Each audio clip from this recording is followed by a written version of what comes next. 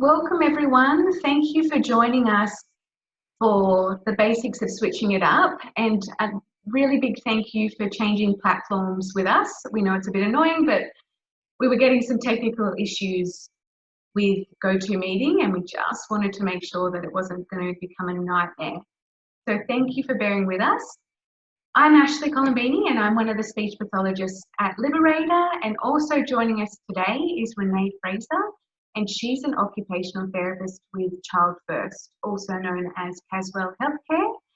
And we have had the opportunity to work together on a few clients with switching, and that's been a really brilliant opportunity for me, hopefully for Renee as well. Yes, for me too. I'm going to hand over the reins to Renee, and we can get started. Okay, so I'm going to start chatting, but if you've got any questions as you go, feel free to use the chat box, and Ash, whilst I'm doing most of the talking, Ash will monitor that so she can interrupt me and ask a question, and I'll do the same when Ash is talking. So, and the other thing is, yeah, feel free to ask a question if I've sort of said something you go, I'm not sure about that, or I've potentially assumed some knowledge that I need to explain a bit more. So I'm going to start basic. What is a switch?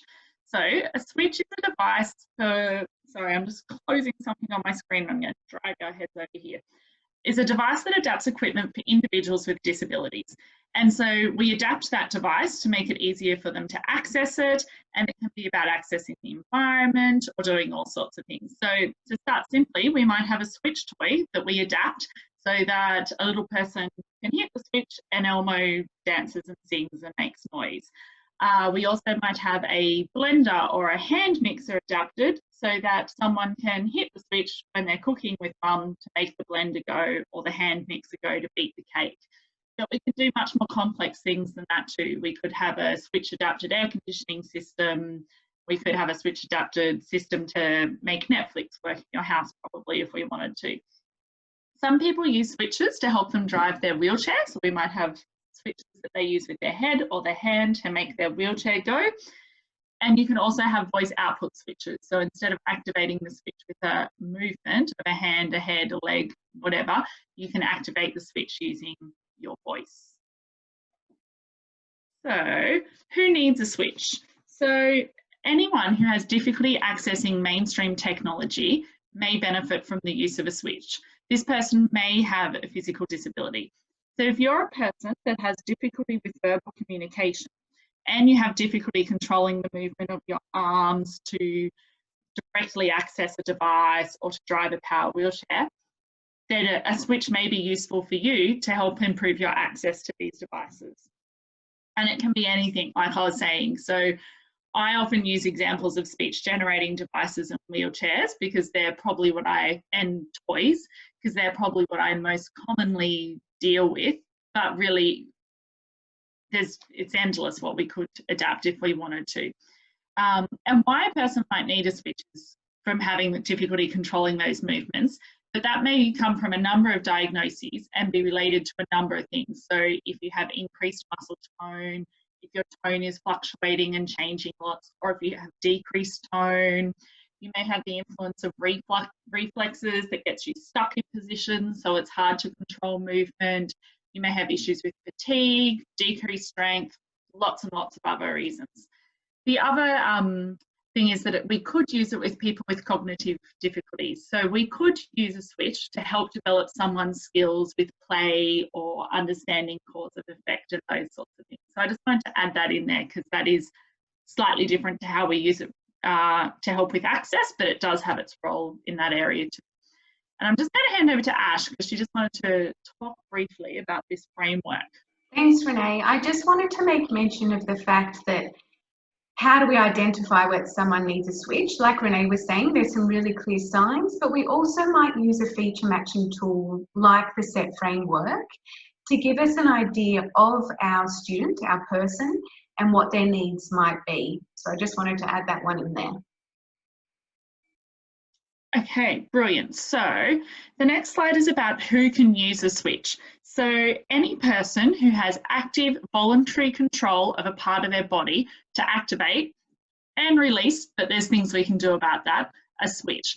But I would say here, be creative. There's unending possibilities, and I would think that if I've decided that someone is having trouble accessing technology and a switch may be helpful, I would trial it before ruling out. So even if I think, oh, I just don't know how a switch is going to work for this person, will they be able to do it?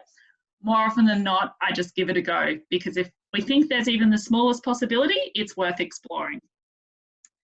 So who can help people get switches? Obviously the client is at the centre of this, and their parent, family or significant others. I think it's also important if it's a child to include teachers and SLSOs in that significant others, because they'll have some really valuable information to bring to the table.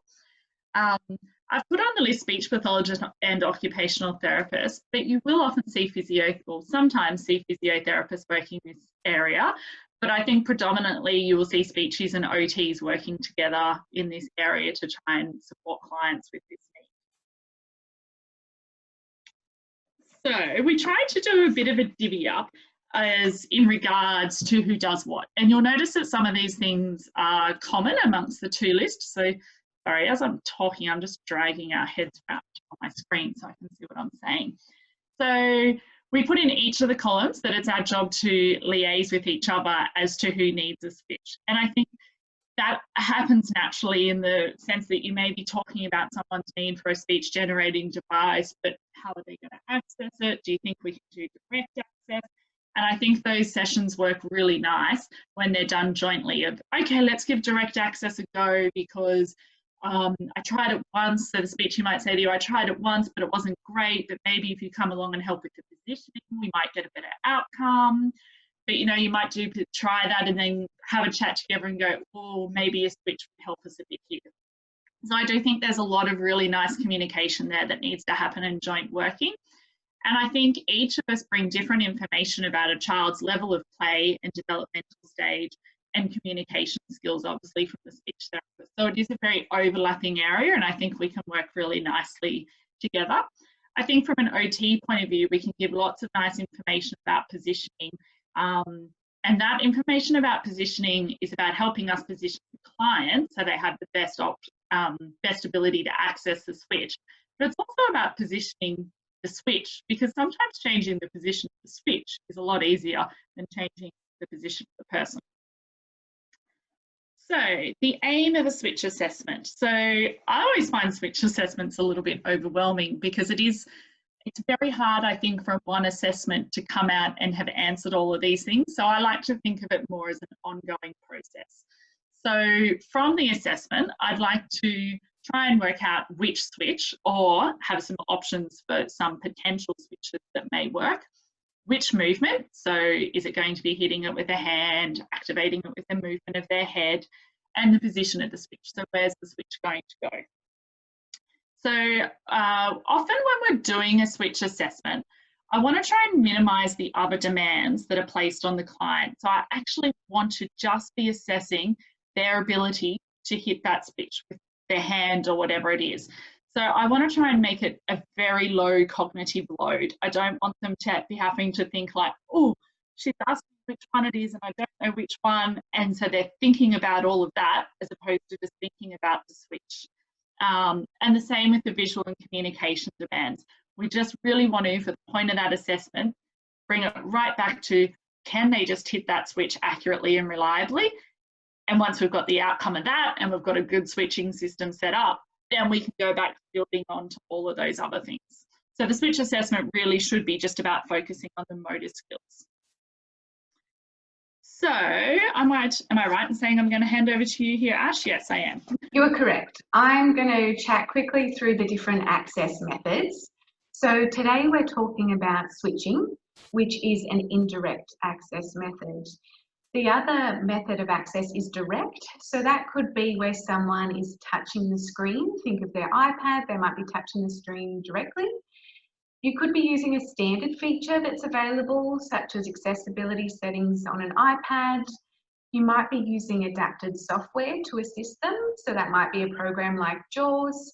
You might be using a key guard. So at the top, there's an Accent 1000 with a key guard. Or you might be using adapted hardware, and this can be a head pointer or even eye tracking camera. So down the bottom is an Accent 1400 with Look, and that's got the eye tracking on the bottom. So with switching, it is indirect and we can use one or more switches. We could also do indirect access with low tech. So that might be someone using partner assisted scanning to, in an auditory way, to read out each of the options. And just to make it a bit more confusing, you could use a combination of direct and indirect. It really just depends on the person's needs.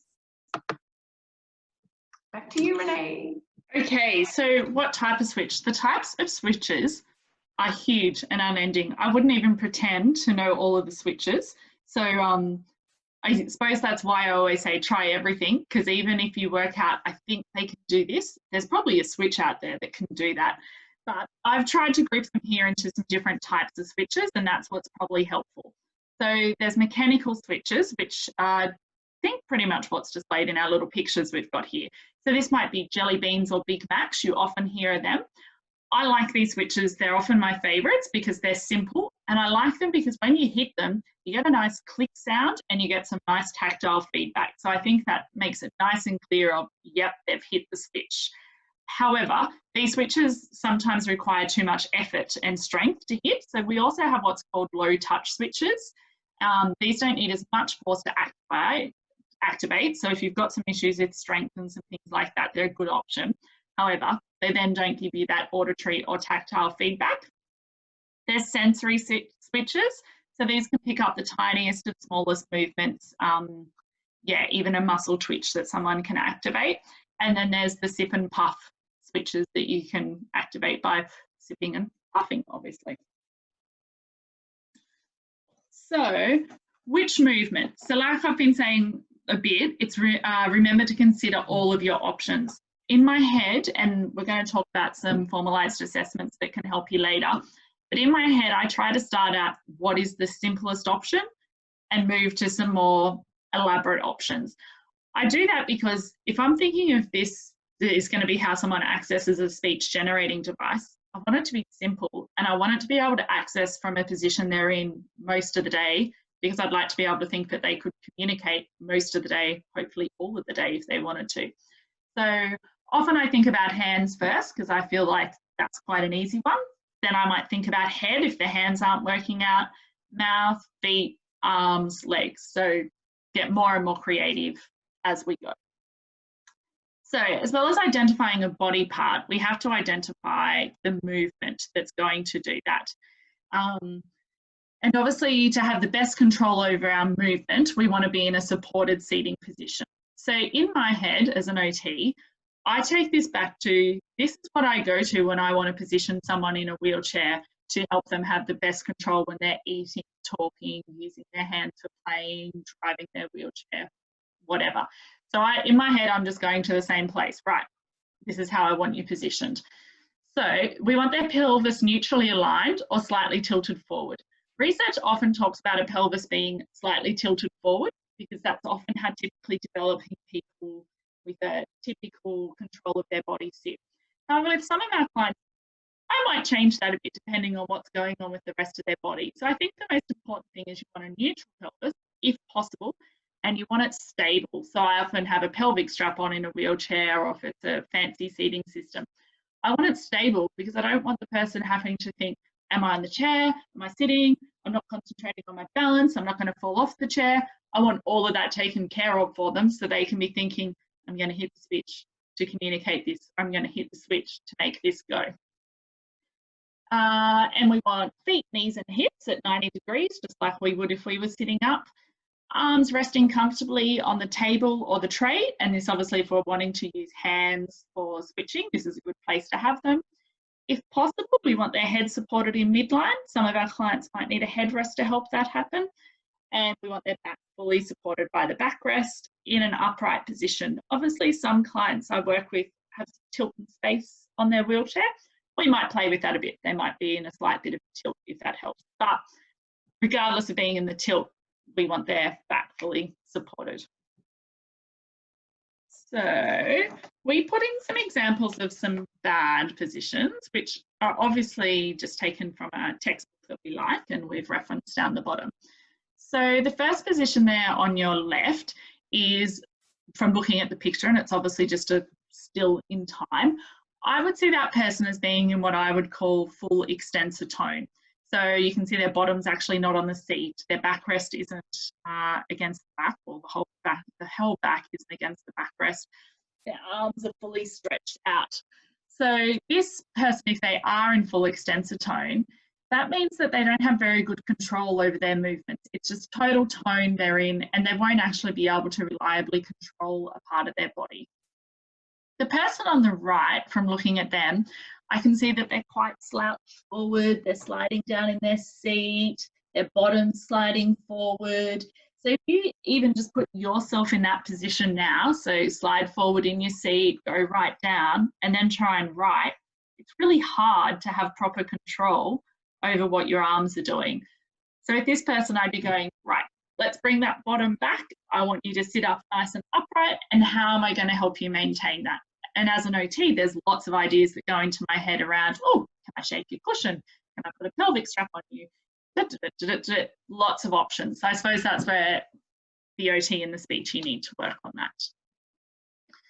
And the next two pictures are, so I just wanted to say, obviously these are drawn line pictures and they're just a snapshot in time as any picture is.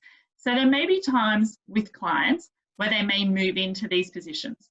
But what I want to be able to see is them move back out of it. So the person on the right's got their head hanging down and they're looking in their lap. They may be looking like that because the person that they're talking to is really boring and uninteresting, and they actually can't move their wheelchair away from the boring and uninteresting person, so they're just going to look at their lap, which is kind of okay maybe. What I want to be able to see is that person then, when the nice person that they like or find interesting or something else happens, that they can bring their head back up. So if that person on the right can't bring their head back up, it means they're going to have difficulty visually attending to anything. So I need to look at their wheelchair or their positioning system to see how I can help with that. And you can see the person on the left is out of the midline too. So yeah, that's okay. So the examples of good positions. So I really like the person in the middle because you can see they've got their pelvic strap on, their pelvis is in a nice position, they're sitting up, and I feel like from looking at them, they'd have a best ability to hit a switch or make stuff happen. Also with the person on the right, that's great because they've got their arms nicely positioned on the tray table. And tray tables, being able to rest your arms through tray tables often gives clients a bit more support, gives them something to prop through. The person on the left has a pommel in. Pommels have their place for some clients if they're crossing their legs over. They don't for others. There's lots of debate about that. But what I think is important to take from that picture is their feet are nicely supported on a flat surface, their bottom's back, they've got a nice pelvic strap on. So they look well supported. So how do I decide which movement we're going to use? So in these assessments, I do a lot of observing and looking and thinking out loud probably of, oh, what happened there? And I think that thinking out loud is important. It's important to help you communicate with other therapists you're working with, but it's important to help you talk about it with clients and family and significant others, because as you talk about what you're seeing, they'll help you problem solve because they know the person so well and bring their own experiences. So I observe and look to see if a person has a movement which they can consistently control without too much effort. In young children, sometimes I look for a movement that I may be able to develop that will give us more options. So an example I have at the moment is I have a little 2-year-old that is learning to access a switch to make the toy sing and dance and do all the fun things. So we're working on some cause and effect play. We've got really good at accessing that in side lying, because in side lying, they have the help of gravity to access the switch and it's going nicely. But we are also at the same time working on accessing that switch in sitting, because ideally further down the track, if they could access the switch in sitting reliably and consistently, it would open a lot more opportunities than having to be in side lying. As a 2-year-old, it's pretty easy for me to move them into side lying. But as they get older, it would be great if we could do it in sitting because it would make life a lot easier. When I'm looking at that movement, I consider reflexes, tone, and fatigue. So I don't want them accessing the switch by using a reflex, and I don't really want to encourage extensor tone to hit the switch. And these 4 words are good keywords to help you think about it. So is the movement controlled, accurate, reliable, and repeatable? You don't often get a yes to all of them. So sometimes I think it's about saying, does the movement have the potential to be controlled, accurate, reliable, and repeatable? So I'll just flip my notes over here. The switch position. So try to position the switch close to the person's body so they're not using a full extension pattern. The other thing is too, I like to think about if it is a bit closer and not a long way away, just means that if they're in a wheelchair or a specialised seating system, sometimes it's just nice that we can keep those things a little bit smaller. They seem to be quite big already, so it is nicer if the switch can be closer to the person's body. Ideally, from a therapeutic point of view, we'd like to position the switch as close to midline as possible. However, if the only way the person can access the switch is way out on the side of their tray and they do it like this, and we've tried everything else and that's how they're going to do it, then I'd throw my therapeutic midline goals out the door and go, that's what we're going to use to help this person drive their wheelchair, communicate, whatever it may be. Often putting switches on vertical surfaces or an angle is helpful. I really like this one. So you can buy switches that are already pre-angled, like in the way they're done. But like one of my favorites is another client that I've just got a really basic switch for at the moment, and the mum had gone and bought it, which was fantastic. And then I was like, oh, I want it on a vertical surface. Grab anything in the house or your clinic that stands upright, drapes the switch over it, blue tape, Velcro, whatever, and you've got a vertical switch for you to play with and see whether it works. And provide the least amount of intervention needed to achieve the greatest level of function. I think the least amount of setup is good too, because it makes it easy to use. So how do I do all of this? So I chat to the person and their carers. I observe. I think there's a lot of trial and error in this, that I think the answer might be this, or I think this might be an option. Let's give it a go. And obviously you need the trial, because then if you're going to apply for funding for all of these things, it's really great to have all of those trials and investigating you can do to document that. There are some assessment tools available though that can help you through this process. So we've listed a few here. The Switch Assessment and Planning Framework for Individuals with Physical Disabilities, that is a really good one, and I like that in that one at the end it leaves you with a nice action plan.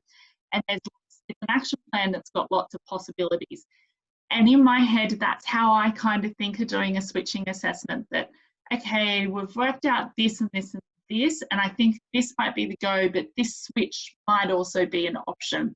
So you kind of generally come to a conclusion of, we're going to give this a go and trial that, but we also might explore this, so then we can compare the two depending on where we go. So I think their assessment's done really nicely in that way.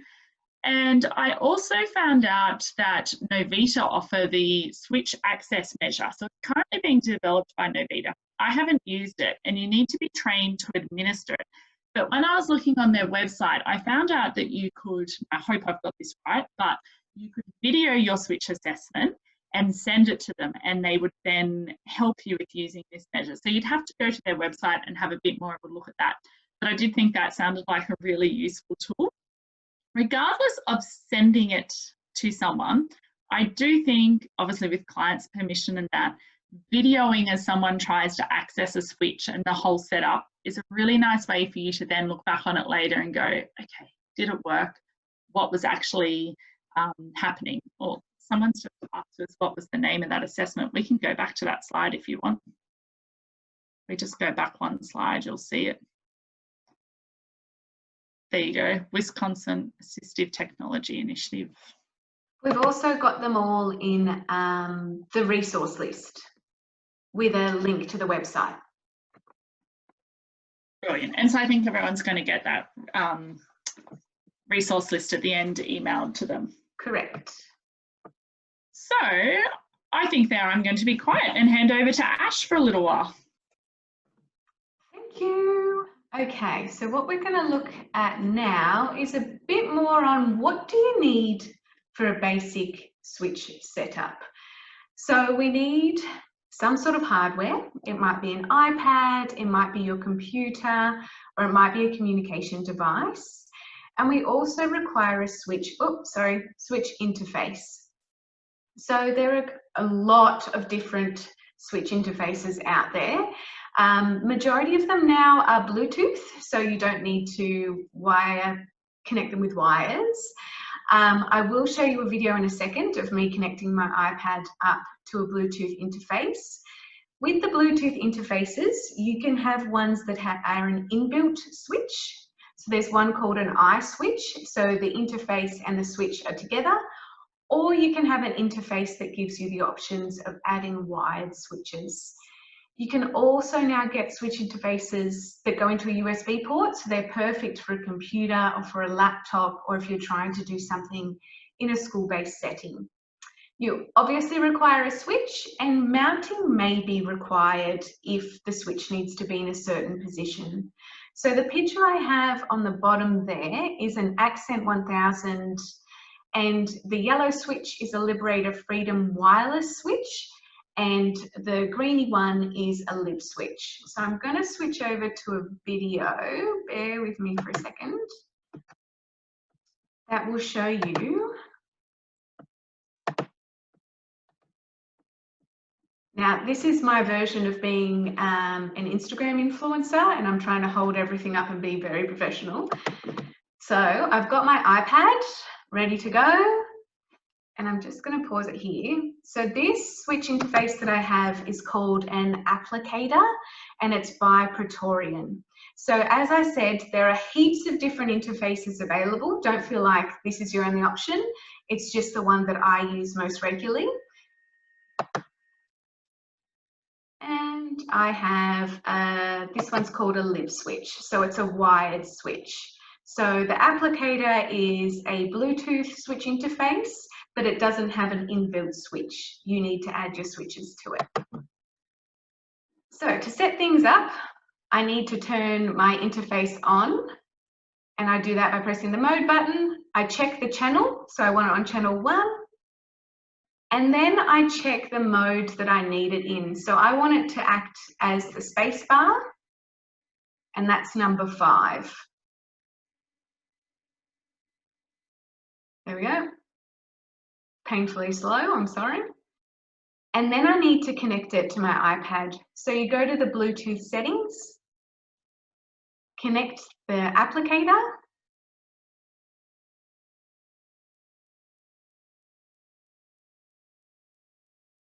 ever so slowly. And once you've connected it once, it will be available to you a lot easier. And now that we're connected, I'm going to find a game. So I will talk more about games in a minute. Don't feel like you have to rush for that one. I've popped my switch in. The game I'm going to be showing is 5 Aliens, and that's a Help Kids Learn activity. And you can see my terrible setup with the camera. So you pop into switch settings, enable switch, and you're good to go. So I'm pressing the switch to activate the song, which you can't hear, but I will show you in a minute. Can I just get an idea in the chat?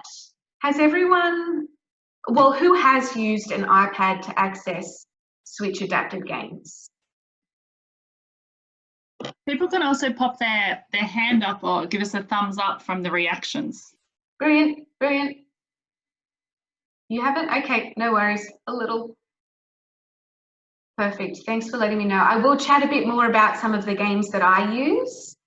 But if you did want to have a bit of a basic setup, you are going to need some form of a switch and some form of an interface.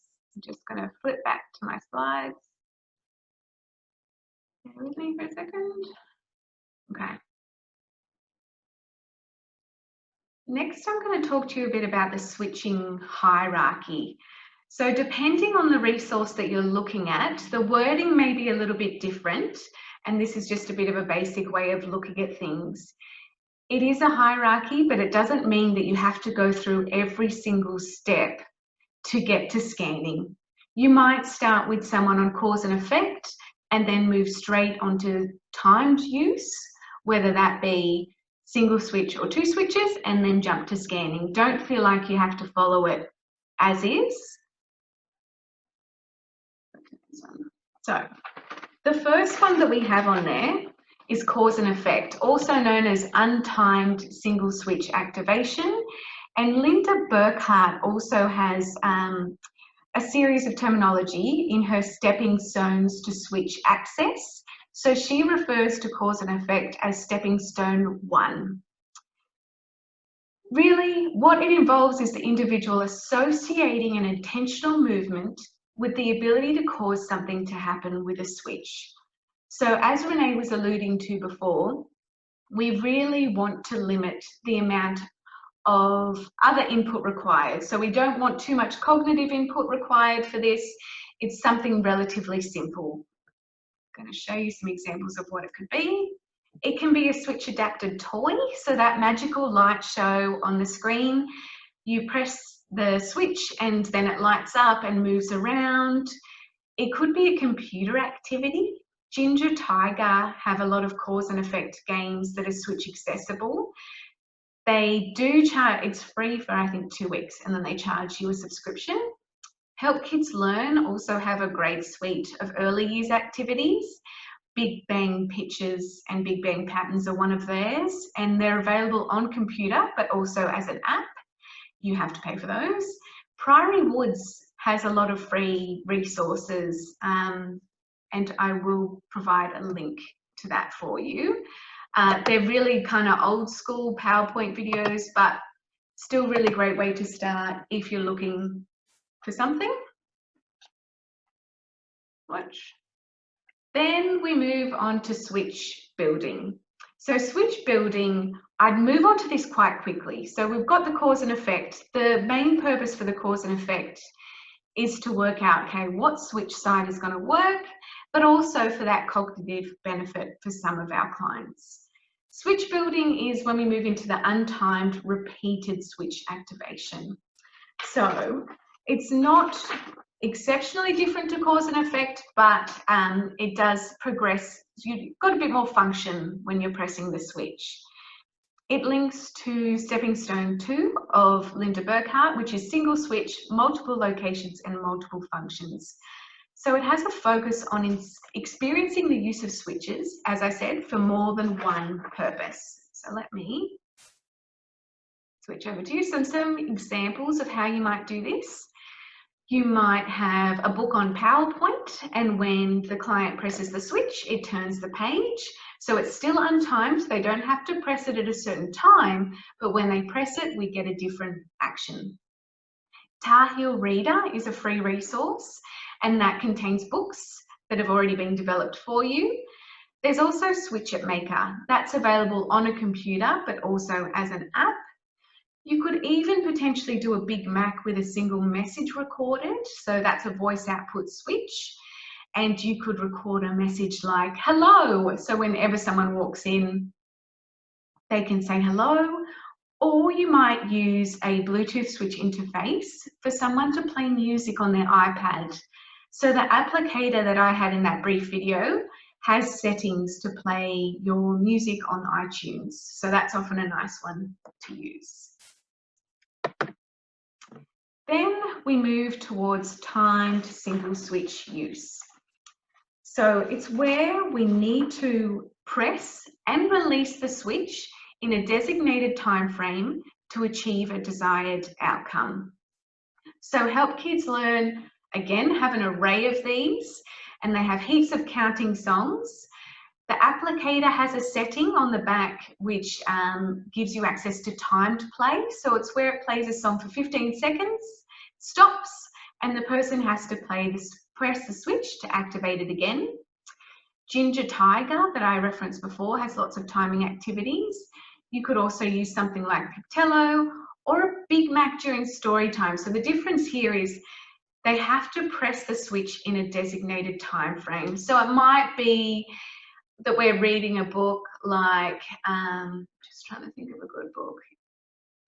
Even we're going on a bear hunt and the switch is activated to say, I'm not scared. So as you read through the book, we might pause and get the client to press and say, I'm not scared.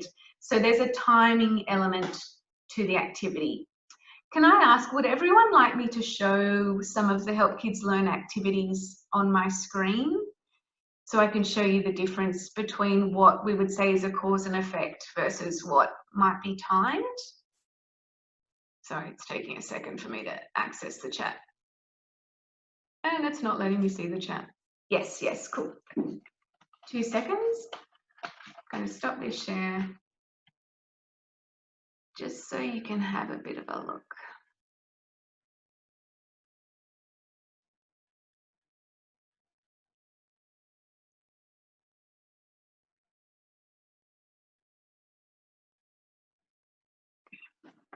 So what you can see now is the Help Kids Learn page. What I've got myself on is early years. So these are the ones that I would classify more as cause and effect. I'm going to use my mouse, but you could use a switch. Having a little think.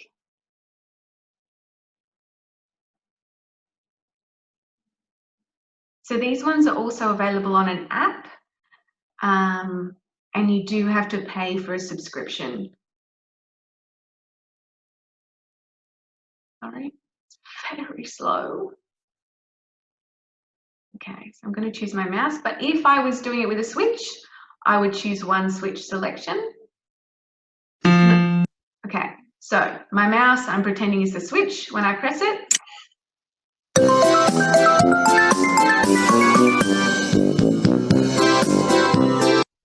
can you hear the audio on that? Oh, the cost? The cost for a subscription, a yearly subscription, I think it's about $80. Perfect. The apps you can generally purchase in a bundle. So they range in cost. Bundles can be between $50 and $80 and sometimes even more. So it's not necessarily cheap, but they're a really handy resource to have. Oh, perfect. Thanks, Sky Marie. So there's a few for iPads for free. The ones I've noticed with the free iPad ones, I would generally classify them as switch timing, timed switch activation, but always helpful to have a look. I'm going to pop back and just show you one that I would classify more as timed switching. So, stories. They have so many counting songs that are really fun and they will get into your head very badly, so I apologize.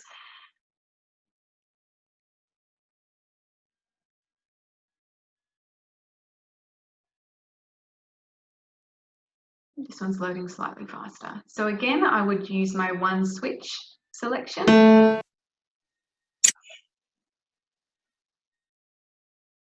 Oops. One brown teddy sitting on a wall. One.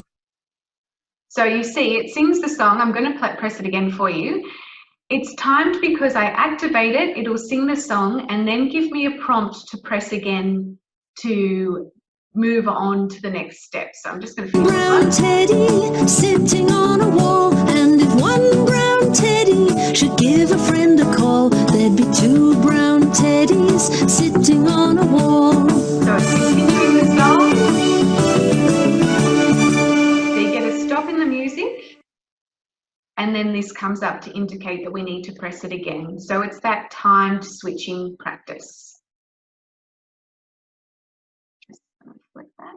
Oh, and check my chat. Thanks, Morgan.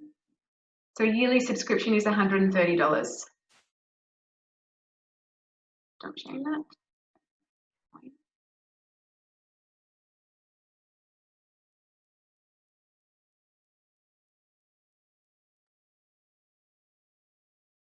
So as you saw in the previous slide, I'm just going to flip back real quick.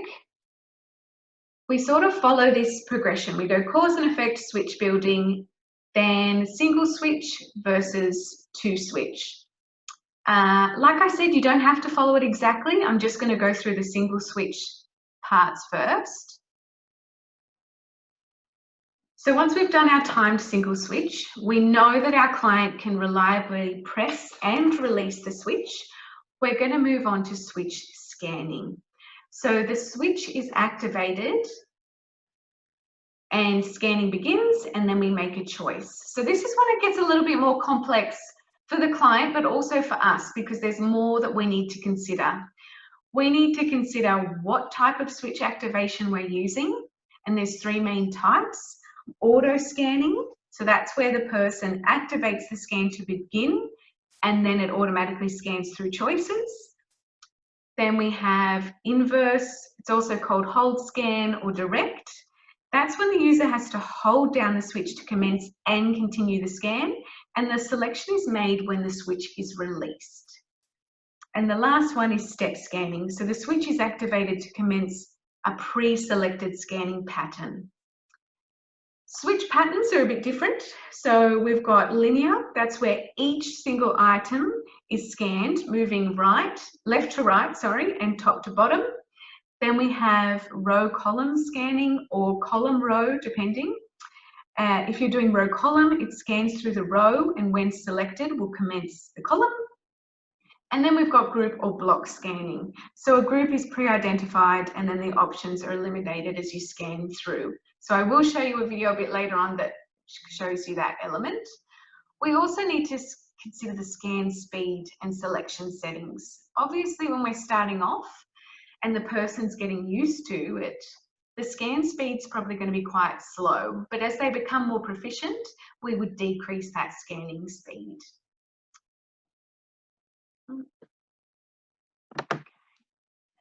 Now we're flipping over to two switches. So two switch cause and effect. This links to Linda Burkhart's Stepping Stone 3, two switches, two functions, and her Stepping Stone number 5. So for this one, we're wanting the person to learn, hey, I've got two switches and each of them has a different effect. So what we really like to do is start with different sensory inputs. So it might help them to realize the difference. So, I'm going to go back. Some examples of how we might do this. We might have one switch that makes a toy go and the other switch that makes a toy stop. So they're two very different functions. It might also be that we have different switches for different choices. We might have a voice output switch, one of which records more, one of which says stop, one might say hello, one might say goodbye. You get the point. So we're having two switches. We're starting with two very different functions for each of them. Then we move on to two switch scanning. So like single switch scanning, we still need to consider how is this switch going to be activated and what pattern are we going to use for this to occur. And we need to consider the scan speed and selection settings. So did you guys want me to chat a bit about why we might choose two switch versus one? What might make me want to choose two? No? Sweet. One person did say yes in the chat. Yes. Oh, okay. Two people said yes in the chat. Right. So basically, one switch, if we're using a single switch, we're doing a lot of different functions with that one switch. So if I flip back to single switch scanning, so that one switch, when we press it, it needs to activate and choose. So it's doing two functions with the one switch. When we use two switches, we generally have one that's for scanning. So when we press it, a scan begins, and one that's for choosing. So it can be that it allows us to be a bit faster, or allows the client to be a bit faster with the choices that they're making and the speed that they can scan through things. And we can use that block scanning quite nicely with 2 switches. So unless there was a physical reason that 2 switches would be too difficult, I would tend towards 2 switch scanning. Renee, do you have any input there?